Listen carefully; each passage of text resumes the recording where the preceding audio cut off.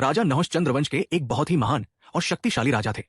वे इतने धर्मात्मा और पराक्रमी थे कि उनके अच्छे कर्मों के कारण देवताओं ने उन्हें कुछ समय के लिए स्वर्ग का राजा इंद्र बना दिया। उस समय असली इंद्र एक पाप के कारण छिप गए थे, इसलिए स्वर्ग खाली था। देवताओं और ऋषियों ने मिलकर नहुष को इंद्र का पद दे दिया। शुरुआत में नहुष ने बहुत अच्छा शासन किया, लेकिन धीरे धीरे इतनी शक्ति और ऐश्वर्य मिलने से उनके अंदर घमंड आ गया। स्वर्ग का राजा बनने के बाद नहुष की नजर इंद्र की पत्नी शची पर पड़ी। वो उसे अपनी पत्नी बनाना चाहता था। शची देवी बहुत बुद्धिमान थी।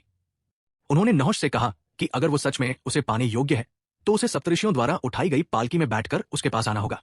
नहुष ने घमंड में आकर ये बात मान ली। उसने आदेश दिया कि सप्तऋषि उसकी पालकी उठाए।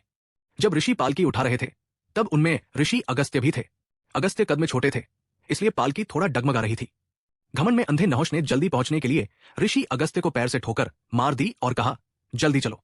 ये देखकर ऋषि अगस्त्य बहुत क्रोधित हो गए। उन्होंने नहुष को श्राप दिया, तू घमंड में अंधा हो गया है, इसलिए स्वर्ग से गिरकर पृथ्वी पर एक विशाल अजगर बनेगा।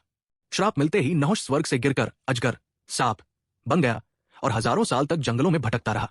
कहा जाता है कि बहुत समय बाद युधिष्ठिर के साथ संवाद होने पर ही नहुष को इस श्राप से मुक्ति मिली।